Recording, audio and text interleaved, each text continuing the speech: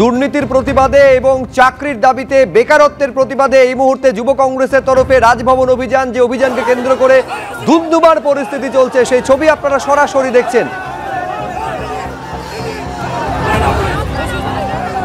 রুমা পাল আমাদের প্রতিনিধি এই মুহূর্তের পরিস্থিতিটা তুলে ধরবেন। আরেকবার ধুন্ধুমার পরিস্থিতি তৈরি হচ্ছে রাজভবনের সামনে। রুমা, দেখাও।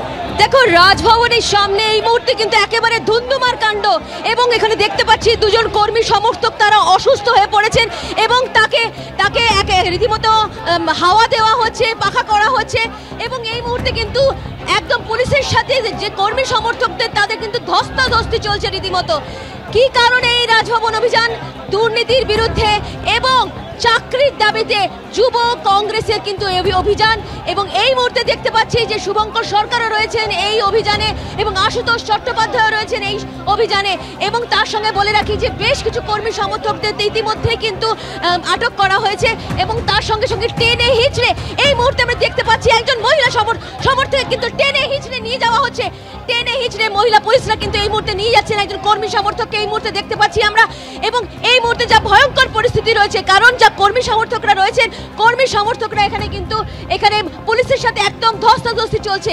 একেবারে রাজভবন চত্বর কিন্তু এই মুহূর্তে বলা যেতে পারে একদম ধুন্ধুমার কাণ্ড, কারণ এই মুহূর্তে শুভঙ্কর সরকার রয়েছে সঙ্গে এবং আশুতোষ চট্টোপাধ্যায় রয়েছেন, তাদের নেতৃত্বে কিন্তু এই কর্মী সমর্থকরা রাজভবনে এসেছে এবং তাদের একটাই বক্তব্য দুর্নীতির বিরুদ্ধে, এবং যেভাবে চাকরি নেই যুব সমাজে সেক্ষেত্রে তার প্রতিবাদ জানাতে কিন্তু রাজভবনে এসেছেন। এবং এই মুহূর্তে দেখতে পাচ্ছি যে পুলিশ একেবারে কর্মী সমর্থকদের টেনে হিচড়ে নিয়ে যাচ্ছে, একেবারে টেনে হিচড়ে নিয়ে যাওয়া হচ্ছে, প্রিজন ভ্যানে তোলা হচ্ছে। এই ছবি দেখাচ্ছেন আমাদের প্রতিনিধি রুমা পাল। ধন্যবাদ রুমা।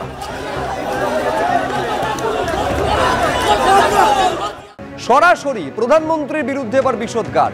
বাংলাদেশের মানুষ ভারত বিরোধী নয়, বাংলাদেশের মানুষ উগ্র সাম্প্রদায়িক মোদি বিরোধী, এই মন্তব্য করছেন বাংলাদেশের জুলাই শহীদ স্মৃতি ফাউন্ডেশন কমিটির সাধারণ সম্পাদক সার্জিস আলম।